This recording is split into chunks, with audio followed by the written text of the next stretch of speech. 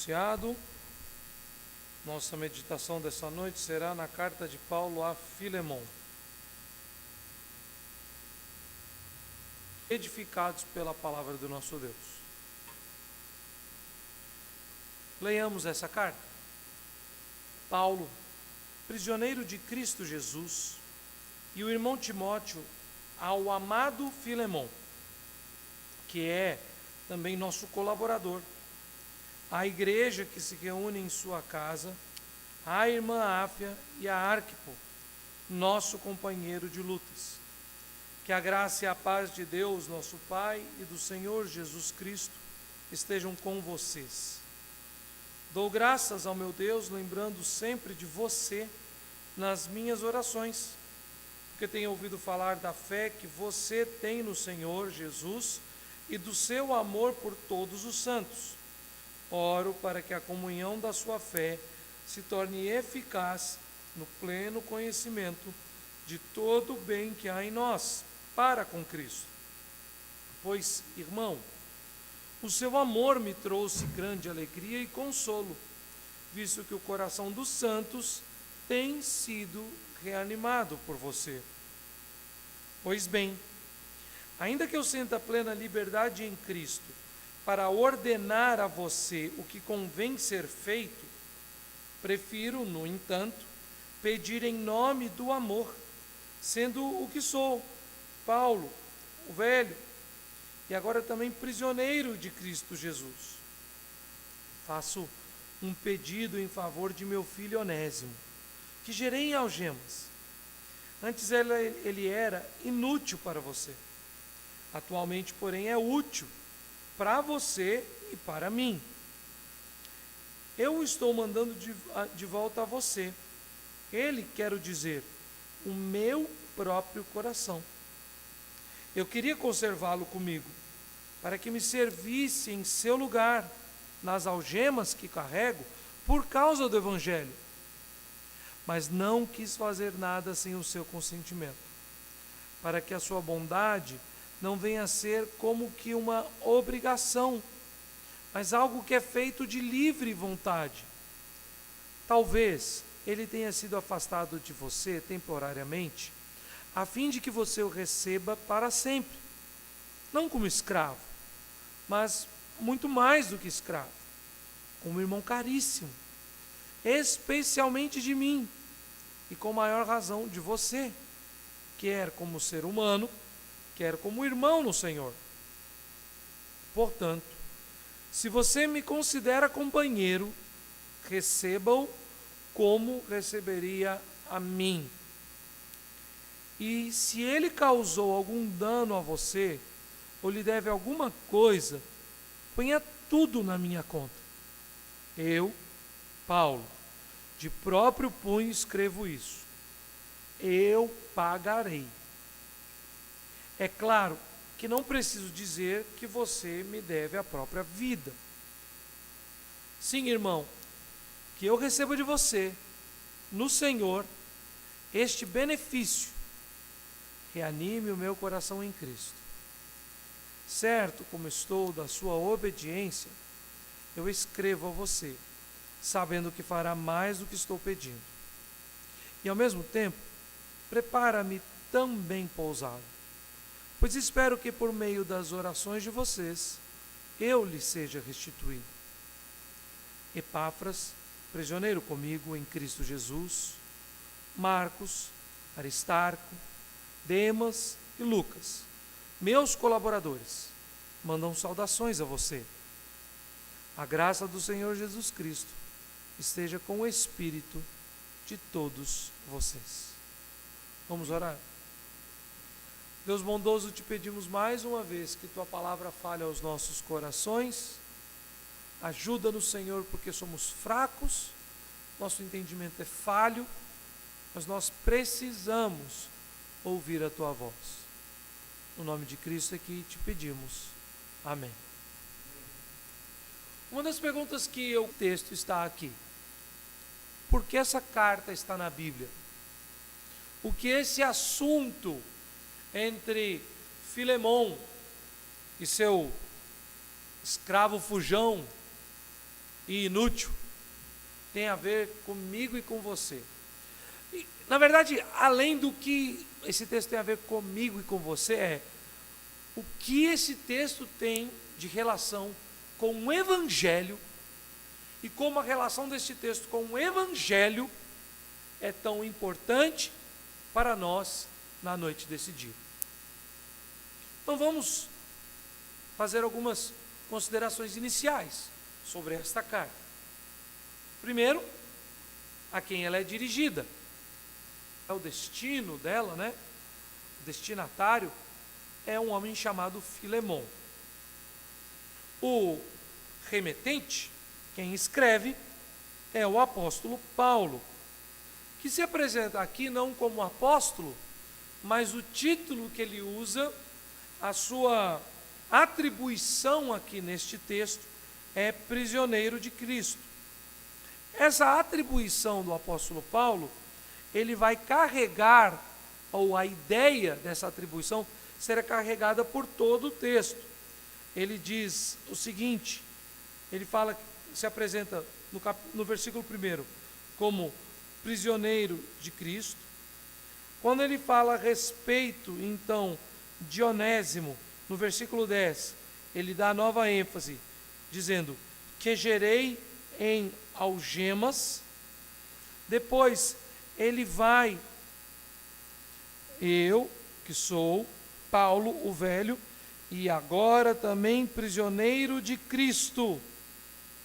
Aí ele vai e continua a carregar essa ideia e coloca aqui o serviço de Onésimo lhe seria útil, no versículo 13, nas algemas que carrego por causa do Evangelho. E agora ele vai e continua para o fim, dizendo então, pedindo que lhe fosse preparado um leito, e no versículo 22, ele diz, porque espero, porque por meio das orações de vocês, que lhe seja restituído. E termina dizendo, Epáfras, prisioneiro comigo em Cristo Jesus. O remetente dá essa ideia contínua e repete com ênfase o fato de que ele é um prisioneiro de Cristo Jesus. E a forma como ele trata a Filemon também nos é interessante e deve ser destacada. Primeiro, ele chama Filemon de amado Filemon. Segundo, ele diz que ele é nosso colaborador. Terceiro, ele diz que em sua casa a igreja se reúne. E ele apresenta então outros personagens aqui também.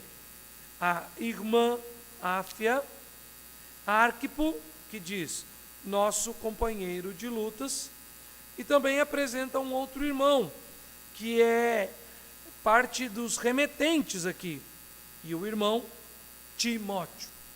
Então ele está falando aqui, e usando todos os termos que descrevem que tudo que está sendo dito na presença da igreja de Cristo.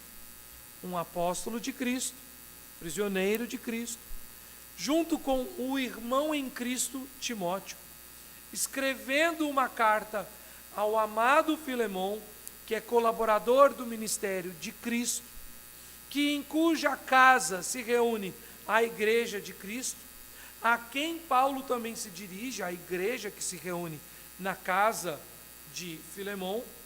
Paulo continua e se dirige à irmã Áfia, né? Outra pessoa que é importante, é membro da igreja de Cristo, e a Arquipo, nosso companheiro de lutas. A ideia de que a igreja está presente diante deste apelo de Filemon é muito importante para nós, para o nosso entendimento. E no final, ele cita outras testemunhas. Versículo 23, Epáfras, prisioneiro comigo em Cristo Jesus. Então, você pode considerar que Timóteo, Epáfras, Filemon, Arquipo, assim como Marcos, Aristarco, Demas e Lucas, são todos colaboradores do ministério de Cristo. Estão todos a serviço daquele que é escravo de Cristo, prisioneiro em Cristo. São todos eles servos de Cristo, presos a Cristo. Ora, por que isso é importante? Porque o problema central do texto é a resolução de um conflito de um senhor, de um dono de escravos, de um homem de bens, e o seu escravo. Inicialmente, o conflito foi gerado, e nós temos a ideia do conflito porque ele era um escravo, que ele foi afastado, que estava preso e que tem uma dívida, que Paulo diz que pagará essa dívida. Caso Filemão levante a dívida, Paulo diz, eu pagarei. Então há um conflito aqui entre esse dono de escravos e o seu escravo. E obviamente, inicialmente, ele era um inútil, ou seja, ele não era crente. E ele se converteu na cadeia. Ele foi gerado em cadeias. Não que ele nasceu lá, mas ele é filho de Paulo na fé. Ele ouviu a pregação da parte de Paulo.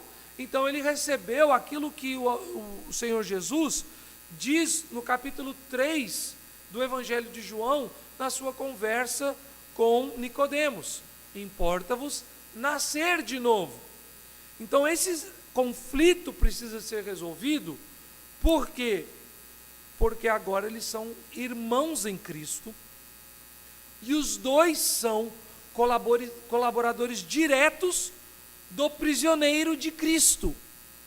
E há um grupo de colaboradores que está unido pela obra de Cristo através de seus prisioneiros. Então, o conflito aqui, ele aparece porque é necessário que haja uma resolução entre aqueles que são chamados pelo nome de Cristo, entre aqueles que estão escravizados e aprisionados à vocação cristã e ao chamado do Senhor Jesus, e aqueles que são companheiros em lutas e colaboradores no ministério de Cristo. Essa é a situação. A situação inicial, fica claro para nós, que era um problema entre um senhor e um escravo. E se tudo correr pela lógica, não podemos sequer afirmar que Onésimo fugiu. Nós temos essa tendência, essa tradição de chamar Onésimo de um escravo fujão. Mas é muito possível, e o texto não deixa claro nem que ele fugiu, mas o texto também não deixa claro que ele foi afastado de Filemão, porque foi enviado para a cadeia. Se ele é um escravo, e ele foi pego, cometendo algum crime, roubando, se ele causou algum prejuízo ao seu senhor, é muito provável que ele fosse colocado na cadeia. E chegando aí na cadeia, entre as muitas prisões do apóstolo Paulo, ali ele conheceu o apóstolo Paulo, e ele conheceu a fé em Cristo, e ele nasceu de novo. Então, se houve uma solução do problema inicial, onde o senhor, que foi ultrajado por um escravo, o enviou à prisão, agora o apelo daquele que lhe gerou na fé cristã é que ele não seja mais escravo, nem seja considerado inútil, e que a sua dívida seja perdoada. Para quê? Para que ele possa servir no ministério de Cristo. Ele diz, no versículo de número 13, ele disse: eu queria conservá-lo comigo, para que ele me servisse em seu lugar, nas algemas que carrego por causa do Evangelho. Não é um serviço de escravo para com Paulo, é um serviço de serventia a Cristo. Ele serve a Paulo nas algemas que Paulo carrega por causa do Evangelho. Ou seja, A necessidade aqui apresentada pelo apóstolo Paulo é de que haja uma restauração do relacionamento Filemão e Onésimo, haja uma atitude de perdão de Filemão para com Onésimo, e que isso resulte no início de um relacionamento fraterno, de irmãos, Filemão e Onésimo. Então, nessa noite, o que está diante de nós é a necessidade de que as relações de serviço a Cristo no seio da igreja sejam pautadas na fraternidade, no perdão, a fim de que sirvamos unidos ao Senhor da seara, a Cristo Jesus. Se estamos todos unidos, presos à vocação que temos do ministério cristão, devemos estar então unidos em amor, em relação fraterna, como irmãos, e debaixo da grande dádiva do perdão. A primeira coisa então que vemos aqui é que a medida desta união se dá pelo amor. E é muito interessante isso. Existem termos aqui no texto, que se a gente não prestar bastante atenção, eles nos fazem ir longe, se perder. Mas o apóstolo Paulo começa o argumento de Paulo para com Filemão na base do amor. E ele diz, em primeiro lugar, que esse era o ministério desse servo, desse colaborador, Filemão. E ele disse: pois, irmão, o seu amor trouxe grande alegria e consolo, visto que o coração dos santos tem sido reanimado por você. Quando Paulo fala isso, ele vai mostrar outras características do amor, como ele vai pautar este relacionamento e a unidade da igreja no amor de Cristo. Ele fala que esse já era o ministério de Filemão. Então, no contexto local de Filemão, na igreja que se reunia na sua casa, do qual ele é um dos colaboradores, e Paulo lhe considera assim, sendo ele um servo de Cristo, amado por Deus e amado pelo próprio apóstolo Paulo, há a ênfase de que o que ele faz é por amor a Cristo e a sua igreja. E qual é o seu grande ministério? Consolar, reanimar. Consolar o coração dos santos. Reanimar o coração dos santos. Há um ministério na vida de Filemão muito evidente aqui, de amor fraterno, de conforto, muito provavelmente de aconselhamento, de compaixão, de servir a igreja em suas necessidades. Eu, obviamente, não quero extrapolar o texto de Cristo Jesus. Este trabalho é pautado no amor. E agora, este amor é o condutor do perdão. Veja, ele diz então a partir do versículo 8, que ele tem a liberdade em Cristo para ordenar o que convém ser feito. Essa é uma das frases aqui, um dos versículos que pode te levar a maior confusão.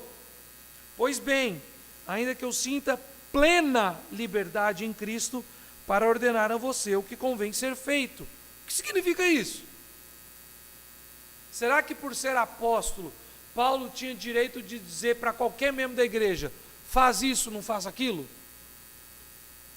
Porque o texto bíblico também nos ensina, o Novo Testamento nos ensina, que aqueles que governam a igreja não podem governar por vaidade nem por autoritarismo. Então, será que o apóstolo Paulo teria esse direito? A plena liberdade para a ordenança da igreja procede única e exclusivamente da autoridade de Cristo. Na verdade, pastores e presbíteros, eles não têm autoridade em si só, mas a liberdade que eles têm de governar a igreja é na autoridade de Cristo. E o que Cristo fala sobre perdão? Mateus capítulo 6. Perdoa os nossos pecados, assim como nós perdoamos os nossos devedores. Mas o texto vai além, não vai mesmo? Abre lá comigo, Mateus 6, versículo 14 e 15. Porque se perdoarem aos outros as ofensas deles, também o Pai de vocês, que está no céu, perdoará a vocês.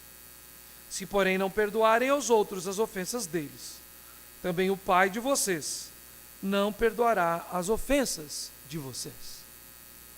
Ora, meus irmãos, a plena liberdade que o apóstolo Paulo tem em Cristo é de, lembrando o irmão Filemão da doutrina de Cristo tão ampla e evidente por todo o ensino do Evangelho, que era a obrigação de Filemão como crente perdoar Onésimo. Mas ele disse: mas eu não farei assim. Prefiro, no entanto, pedir em nome do amor. Essa frase é muito importante para nós. Isso não quer dizer que governar a igreja, ordenar os crentes, exortá-los a seguir o Evangelho, não faz parte da manifestação do amor da igreja. Disciplina na igreja é um ato de amor. Mas o apóstolo Paulo está dizendo: você sabe da sua obrigação, mas eu tenho dois irmãos muito valorosos aqui. Um se chama Filemão, o outro se chama Onésimo. Os dois são tão úteis e tão preciosos que poderiam estar lado a lado com Paulo, caminhando e lhe servindo nas algemas que ele carrega por causa do Evangelho. Os dois são úteis à igreja, e eles são tão úteis, e o seu amor por Cristo e pelos crentes é tão grande, que obviamente eles são úteis um ao outro. Então não é meramente uma ordenança. O ato disciplinar aqui não é um ato de repreensão e afastamento e proibição. É um chamado e uma exortação ao amor. Ame a Deus acima de todas as coisas. E Filemão, ame a Onésimo como a você mesmo. Ame a Deus acima de todas as coisas, Onésimo. E ame a Filemão como a você mesmo.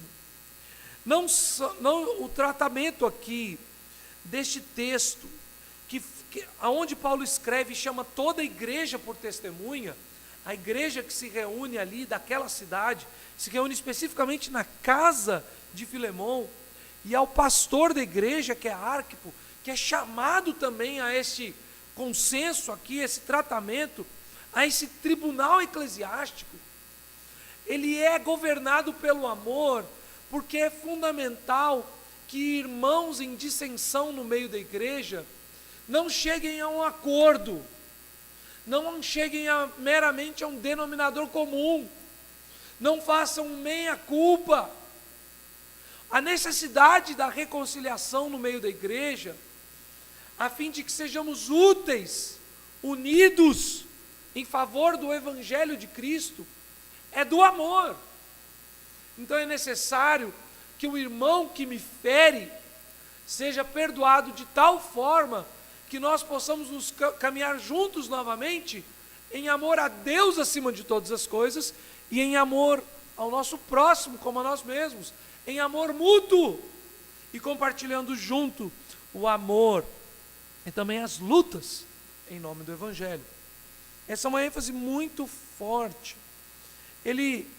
Paulo mostra como ele carrega essa ideia do amor. Quando no versículo 12, ele está dizendo: estou mandando de volta a você, ele quer dizer, meu próprio coração. Então ele já tinha chamado Filemão de amado, e agora ele mostra o amor dele por Onésimo. Ele vai nesse tom e termina como que se fechando a chave dessa exortação no versículo 20, e diz: sim, irmão, que eu receba de você no Senhor este benefício. Qual benefício que ele deseja? Que Paulo seja alvo do mesmo ministério de Filemão em favor dos crentes da igreja da sua casa. Paulo, ele quer que aquilo que Filemão faz em favor de todos os membros da igreja, que ele faça em favor de Onésimo, e que ele faça em favor do próprio apóstolo Paulo. Amor é o tom. E que amor, meus irmãos? O tom da carta é esse.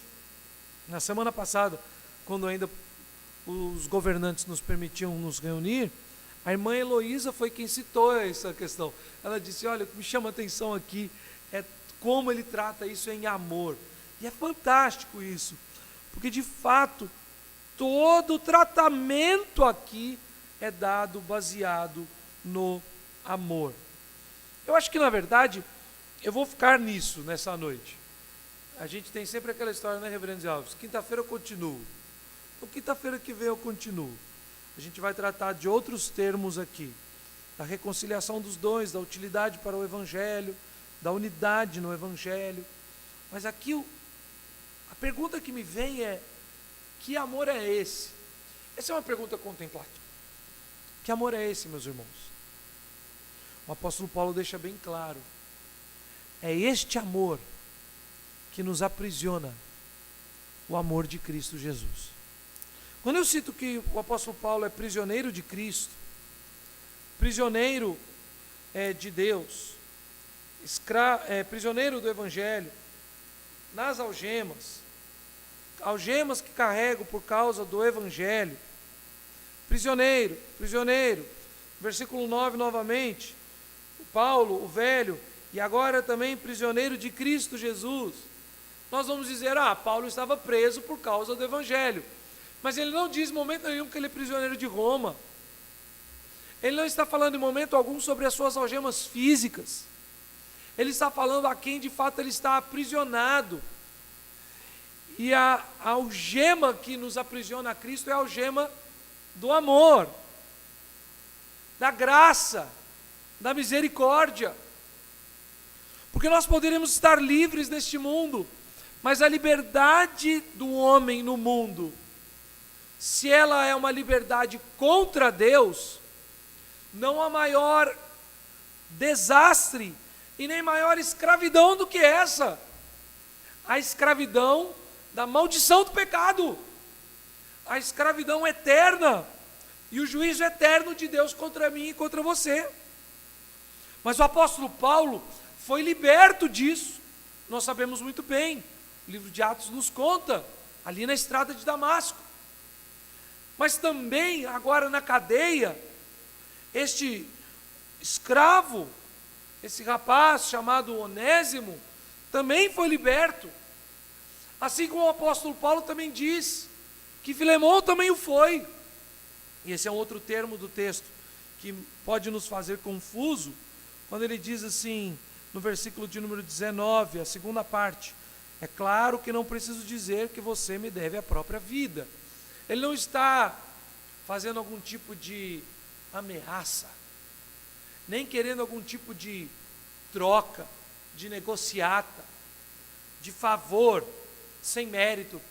Ele está dizendo que o amor de Cristo na vida da igreja, ele vai se manifestando cada vez mais, e as nossas vidas vão sendo arraigadas neste amor, e nós todos nos tornamos prisioneiros, não do mundo, não dos governantes, não dos inimigos de Cristo, não dos impérios, mas do próprio Jesus, aprisionados pelo amor de Jesus, manifestado na cruz do Calvário.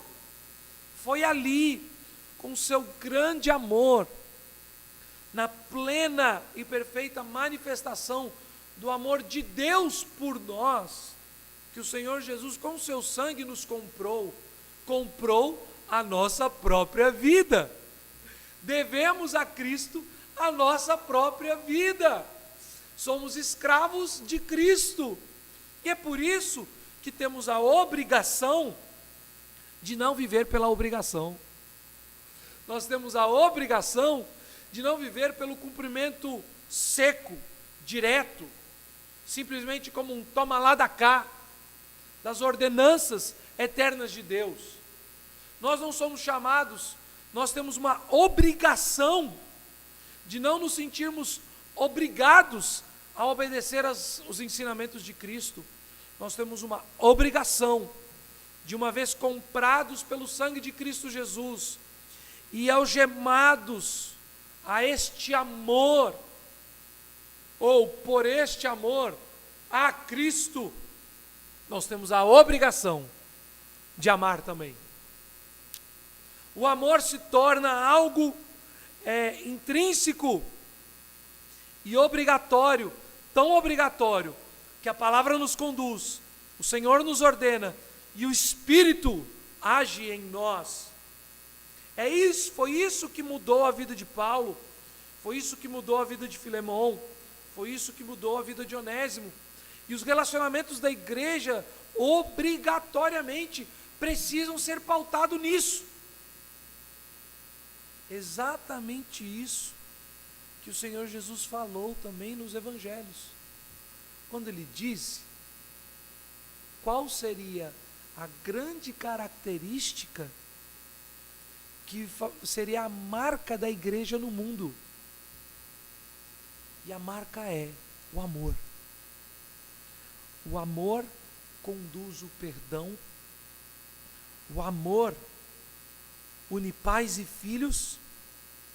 O amor gera filhos, não de carne, mas da fé. O amor nos faz suportar as cadeias pelo Senhor do amor. O amor faz com que as mais graves ofensas sejam perdoadas. E esse amor, meus irmãos e irmãs, sequer é o nosso.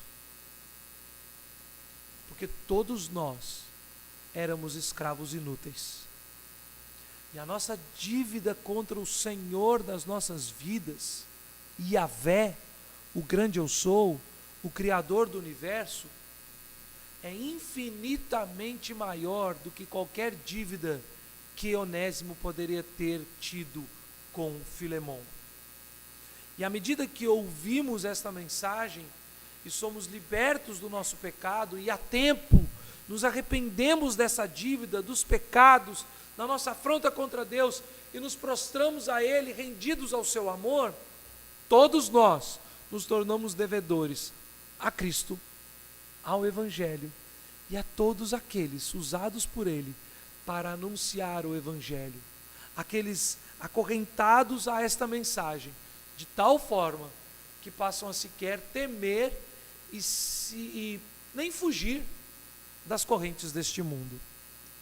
Os governantes não podem nos prender, Cristo pode. Os governantes não podem nos julgar, Cristo pode. E a nossa prisão ao mundo é do castigo, da opressão, da dívida. A nossa prisão a Cristo é no amor. No amor de Deus e no amor de Cristo, todas as nossas dívidas são pagas. E a nossa reconciliação não é mais, ou não é meramente, eu gosto de usar meramente o tempo inteiro, né? Uso muito isso, uns com os outros. Nós só somos reconciliados uns com os outros, porque no amor de Cristo somos reconciliados com o próprio Deus. Temos paz com Deus em Cristo Jesus. Não haveremos nós de buscar em amor ter paz uns com os outros.